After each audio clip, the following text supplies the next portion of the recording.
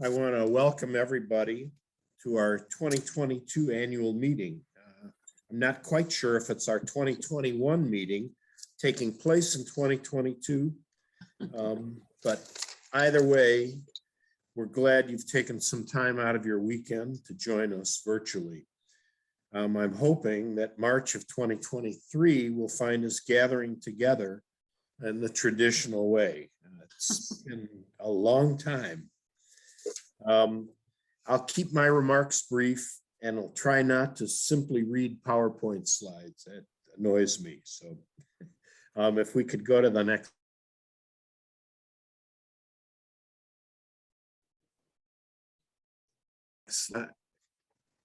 There we go.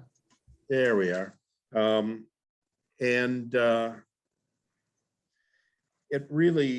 It's good to remind ourselves from time to time. I thought we had our mission statement slide up, but it's really good to remind ourselves from time to time of our mission. It's what we really do. And you can all use, as Ellen was saying, you can all use this mission statement or some variant of it when you talk up the society to friends and potential sponsors. We really need everyone to, again, to talk us up. And the more people sort of spread our tentacles out, the better. We've got our agenda. Did we get through that slide? Is that the next one? Yeah. And again, I'll keep my remarks as brief as I can. The next slide is our mission statement, and which is what I was talking about just a moment ago. And then if you'd go to the next slide, take a look at the graph on the upper left. That's sort of the one that I end up following too often, but the red line is still higher than the blue line, you'll notice. The red line are our expenses. The blue line is our revenue. We'd like that flipped and reversed so that the blue line is much higher than the red line. That's not good, but the more generous we all are, the less I'll have to keep harping on this every year. The next two are the two graphs in the center. Membership and sponsorships are really areas of concentration for us this year. Please, to all of you and your friends and relatives and neighbors, make sure to join or renew your membership again, and get your friends and family to do the same. The more memberships we get, which is the top center chart, the more events we can put on, which is the top right chart. That's the fun part, and the reason we're all sort of doing this. I mean, it's not to raise money, it's to do the events and to be a part of the community. And one of the ways we accomplish these things is the whole bottom of the slide. Website traffic, Facebook and Twitter. You all know the drill at this point. I mean, you got to get your social network to follow us, anybody who you communicate with, spread the word. And in addition, I guess our website, or our website of rpwrhs.org. Rogers Park West Ridge Historical Society.org. We can go to the next slide. again, I'm not going to repeat the description of all our events. The next 3 slides really are what we've accomplished in during 2021. But if you look at those slides, I think you'll agree, we've done some cool stuff. Everything from walking in the footsteps of gangsters, to cemetery tours, to focusing on the political activism of the neighborhood, which is something that Rogers Park and Westridge have long been known for. It's been really a great, if very out of the ordinary year. Our campaign to honor the Pollard Pollard family is on the slide that's on your screen now. It's one of the projects that really makes us proud to be Rogers Park Westridgers. It's really something we're going to hopefully get the park, a park renamed in their honor. And I don't know if is the family that lives in the Pollard's house here now? I don't think so. Kevin McGurn and April Mink, they've been very active in this campaign, but I don't think they're here today. Well, they're travel a lot. And hopefully this Pollard project will continue to to generate steam and enthusiasm, and it'll get done. I don't know if it'll get done this year or not, but it would be wonderful if it did. It will get done this year if we have to go storm the park district ourselves. It's in the works. Good. Jim Cusick, who I haven't seen on here either, but has been really, if you can go to the next slide, Jim, and there we go. Jim has been working hard at refining our sponsorship program, and we'll continue to emphasize that this year.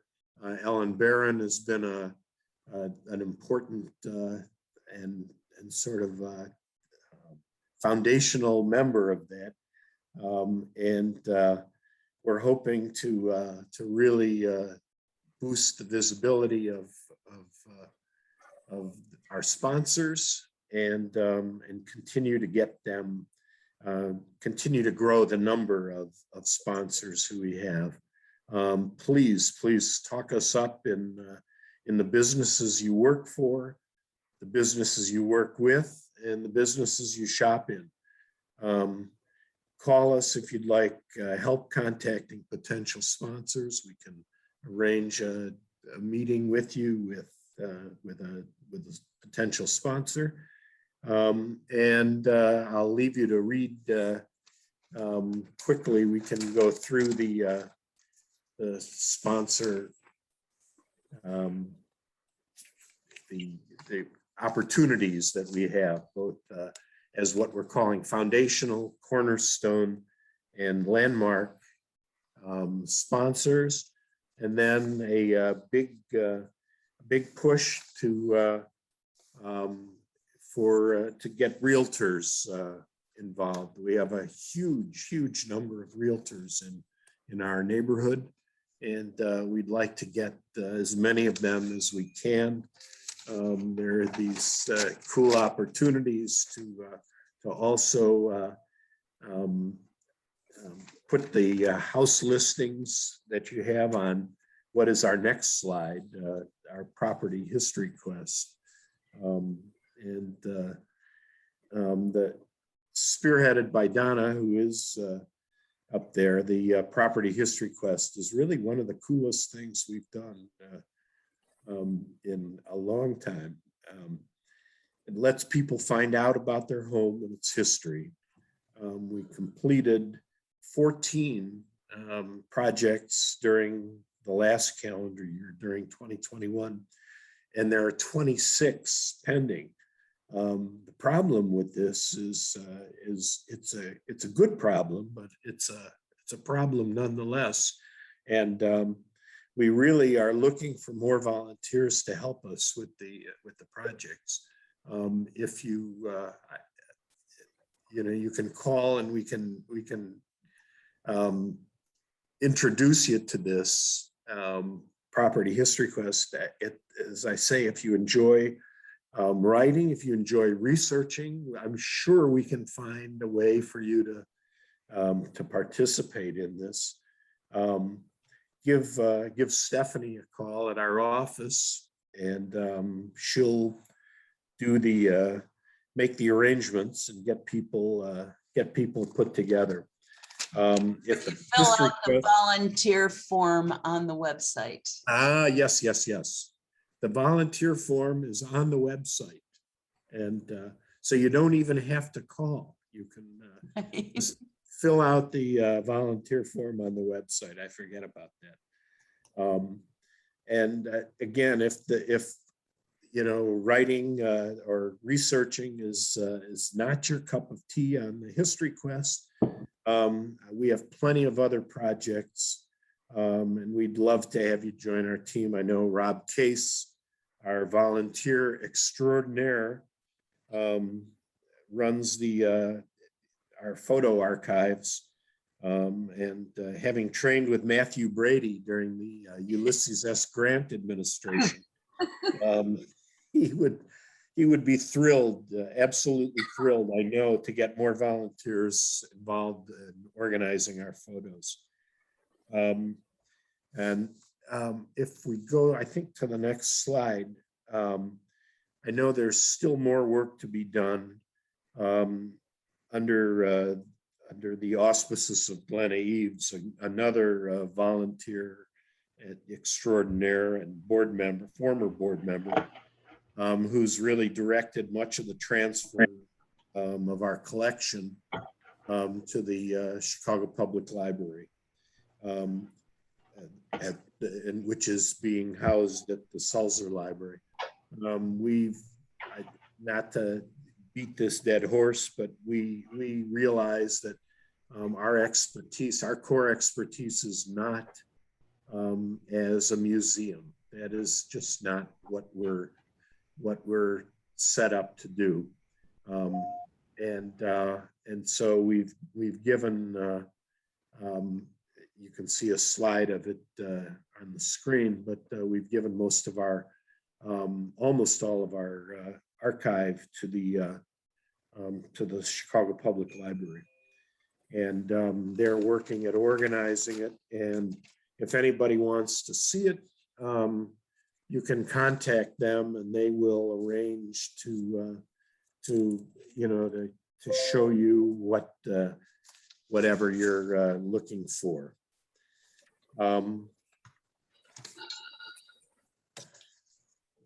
Next up. Now we reached the part of our meeting that I know you can all barely contain yourselves to be involved in. This is the election. This is the sort of business that we're required to do. And we have the Board of Directors elections every year, the outcome of which I know is going to be a nail biter. One great part of the election actually are the two new board members who are coming on to the board, George Tobin and Sarah Fiola, who both have fit like a glove, and we're again thrilled to have them. George will be our treasurer, and really that's something we have needed for a long time. So along with those two new board members, there are three others up for re-election this year: Jim Cusick, Donna Vitale, and myself. The three members at the bottom, Dave Kolensky, Andrea, and Kay McSpadden, don't need to stand for election. So you're roped in for another year, like it or not. And in addition, I guess I'll take this opportunity also to thank Stephanie Bardo, who's pictured in the lower right there, and for her work managing our office and keeping things rolling over there. I'm not quite certain how to do a virtual election, but we'll all those who are in favor of retaining and adding the 5 folks to the board that were mentioned, please raise your hand at this point. And if you're opposed, just don't vote, please. And then I guess I don't know if there is actually somebody taking minutes. I'm hoping there is. If there is, why? We'll record the results of the election as unanimous endorsement of the 5 people on the board, and the retention of the other 3. And so, how do I raise my hand? Everybody's got that little thing there. Did I miss that in the beginning? Just raise it up. Okay, there it is. Hey, all right. Thumbs up. Very well done. Well done. That really concludes the business portion of our meeting. At this point, I want to turn things over to Ashwati Chanat. I hope I've pronounced your name right. Ashwati is the Associate Artistic Director of the MacArthur Award-winning Mandala South Asian Performing Arts Organization, which is really finding its roots in Westridge. Again, they're part of our community that really is so powerfully South Asian at this point. It's wonderful. Oh, there you are. It's wonderful to have you. Ashwati is a dance artist, an educator, and a cultural producer, recognized for cross-cultural collaborations, which fit in perfectly in our community. It really does. It's very cool. I'm glad. Ashwati, please take it away. It's all yours. Thank you. Hello, everyone. Thanks for having me as a part of your annual meeting today. It's been really lovely getting to learn about your organization. Myself and Pranitha Nair, our executive artistic director, have been working with Dave on some projects about how to do joint programming with all of you. Mandala, of course, is as invested in history and community as all of you, and we do this through the arts. Mandala is an arts and culture organization that supports the stories of the South Asian diaspora, which we recognize as being shifting and changing, and specific to the places that they exist and inhabit. And we're particularly interested in what the South Asian diaspora has contributed to the city of Chicago, and where they have made a huge impact in Westridge. So currently all of our programming is focused on uplifting community, creating programming with organizations such as yours to help empower the South Asian voices that are a part of the city. Mandala was founded in 2014, and we have done big dance productions and music collaborations that have gone throughout the city. Originally, our office was in the Loop, but we are moving more towards Westridge. And we love to create programming that is cross-cultural. We have brought together artists from Sri Lanka, the bucket drummers from the south side of Chicago. We have brought together Indonesian gamelan and we create really unique dialogue that happens through art and music and dance. And we share that with audiences. So very excited to be here and share a little bit of our work. The piece that we will be watching today is called Beaten Path. This is a dance suite that I created with my dear friend Alvin Cobb Jr., who is a jazz percussionist and producer. And this piece is about our shared experiences with mental health issues in our families, and the resilience that we have created for ourselves through the arts. So it's nonverbal, and both of us do arts that don't use words, but we still have a language and a way to express to audiences. So I hope that this piece is sharing something with you all. So thank you.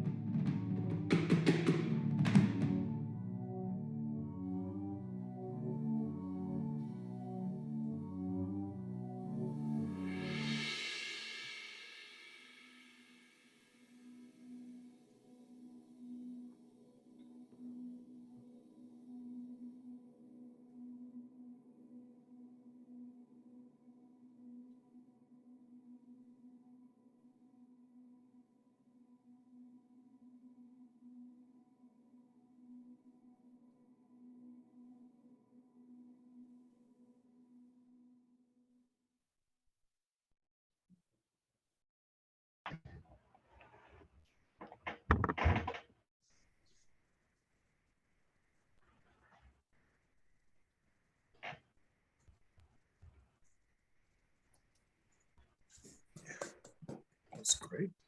Very good.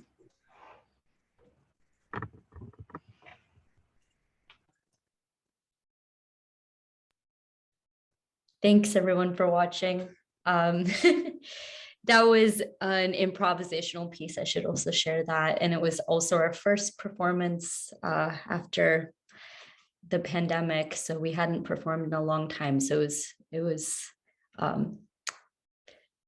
a nice moment in 2021 to be able to present that to people. A few closing remarks from Mandala. You can learn more about our programs at mandalaarts.org. This summer, we're planning our 4th annual Mandala Makers Festival, which will be taking place throughout the Devon Avenue area. It's a 10-day festival of free programming. So this will be workshops, classes, performances, and our final 3 days will take place at Indian Boundary Park. These will be artist showcases that will be really lovely and outdoors and indoors. We're making the most of the park space, and we'll be sharing some of the city's great South Asian artists with all of you. So we hope to see you. Thanks again. And food, I hope. I hope so as well. We'll be working with restaurants to see if they can do some vending there. Otherwise, Devon is just a few blocks away. So just walk on down. Well, thank you very, very much. This was terrific. Was the venue you were in No, that was Lynx Hall, which is at Belmont and Western. It's a great space for experimental art. Very cool. Well, again, thank you. And do we have any, Donna or anyone have anything in the way of closing remarks? Otherwise, I will thank everyone for attending this morning. We really appreciate it.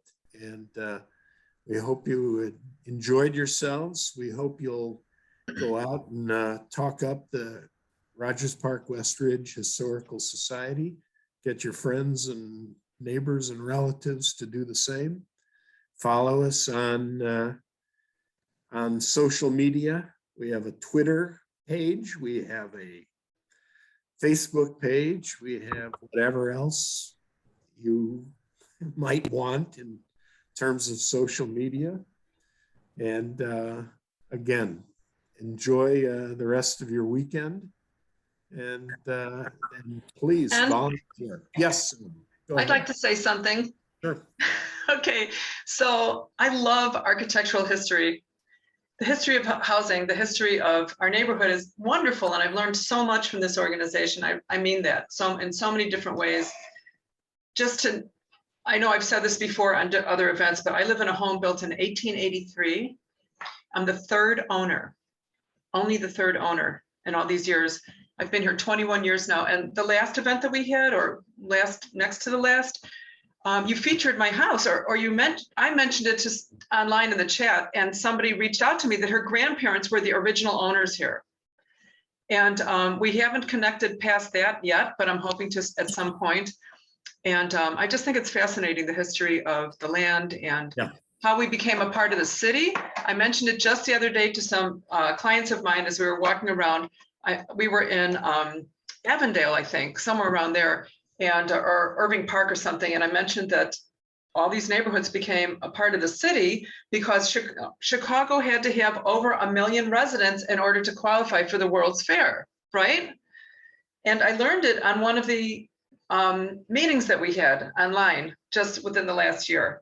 And I just think it's fascinating. And I just want to thank you for all your hard work. I know you guys volunteer at this, and I don't have the time for it, but I certainly support everything that you're doing, and I appreciate it. Well, and in the spirit of connections and longevity there, I just like to say hello. This is Hank Rubin. I'm going to stake a claim on being the furthest away from the meeting site. I'm calling you from Rochester, New York. Not true, Glenn, not true, Hank. Oh, I'm not? Oh, we have good. people from New Mexico on. Oh, God bless. But anyway. Well, the reach of Westridge and Rogers Park is inestimable. So I'm very impressed, and I'm so glad to see the activities and the connections, and I'm so glad to be able to continue to be part of it. Thank you. And can I add something to that real quick? I know I've said it before, but for those of you who don't know, my family has lived here on and off for 4 generations. My great-grandparents ended their life in Chicago, Troy and Devon, and they were very active in the Jewish community and helped found the B'nai Reuven. Excuse me, they were members of B'nai Reuven, but they founded the Matala Shul, and also another institution, a Talmud institution over on Pratt. Their children lived in Rogers Park. Their kids went to Sullivan and Mather. My grandparents lived in Winston Towers. There was 2 of the first owners to move into 6833 Kedzie. So I grew up driving here from Oak Park and Elmwood Park to visit Grandma and Grandpa and swim in their pool. And so it just goes really deep. My son's grandparents grew up here in Rogers Park. His dad grew up here in Rogers Park. And we have so many connections that, you know, it's like 5 degrees of separation, but yet it's multi-generational, and it's just great. So that's it for now. Thank you. We love to hear those stories, and anybody that has memories of Rogers Park, growing up in Rogers Park, whatever, give us a call or an email and let us know what you might have to offer. We like to do programs like that every once in a while. Yeah. Again, thank you. Thank you all for attending and for volunteering. Can I have one more question, please? Is George Tobin, are you Dorothea's son? You're muted, but you're muted. Thank you. Sorry, I had some issues with joining the Zoom right at the start. Yes, I was introduced before. My dad grew up in Lincoln Square area, big family. But which Tobin are you referring to? Because there's a lot of us. Dorothea Tobin, and I don't remember her husband's name. They live in no. My dad was one of 17 that grew up in that house at 17. on Hermitage. So he has his own. That's more of like the Lincoln Square history. But I grew up in California, but always came back to Chicago around here for family reunions and everything. So went to Loyola and then live in Westridge now. So I just love everything about the history of the neighborhood and everything like that. It's good to know there's a Tobin around here though. Yes, they have a big family too. Okay. Well, again, thank you so much, everyone, for being a part of this, and please continue and help us grow the organization. Ashadi, thank you for your performance, and it fits beautifully into the sort of evolution, if you will, of Rogers Park and Westridge. It's great. It really is. It just is absolutely remarkable how the neighborhood continues to evolve, and as new people, members of a new diaspora come in, and it's the great thing about it. Really is. It's the great part about living here. So again, thank you very, very much, and thank you all for Andrea and Donna for putting this presentation together. We really appreciate it, and that's all I have to say. Thank you all. Bye. Bye-bye. Bye. Bye-bye.